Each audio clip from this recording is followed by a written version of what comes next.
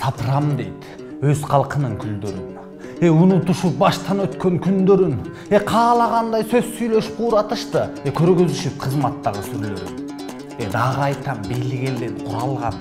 Намыс үчүн эл коркпостон тура алган. Кол сындыргыч, тил жулгуч шерлерден кыргыз коркпойт, сөздөн эмес куралдан. Мындай сөздөр кетирди баркыңарды.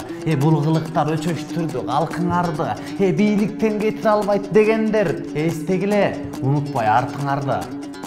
Баштарыңар жетсе дагы булутта. Эл толкуса сел болоорун унутпа. Коркутсам коркуп калат булар деп окшоштурба кыргызды башка улутка.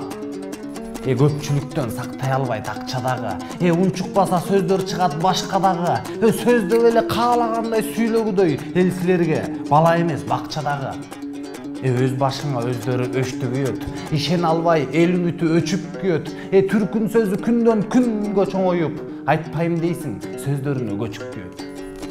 Эл өткөргөн баштарынан ар нерсени түшүнбөйсүң, булар өзү ненеңседи. Тил жулуп, кол сындырып сапыргыдай, булар бизге башчыбы же баш кесерби? Чындык өлбөй чыркырайт, акындарың бар болсо, жетет кыргыз максатка жаратканым жар болсо. Урматтуу көрөрмандар, эгер сиздерге биздин бар чындыкты ыр кылып жеткизгенибиз жаккан болсо, жана бизди колдойм десеңиздер, лайк басып, комментарий жазып, биздин Patreonго катталыңыздар.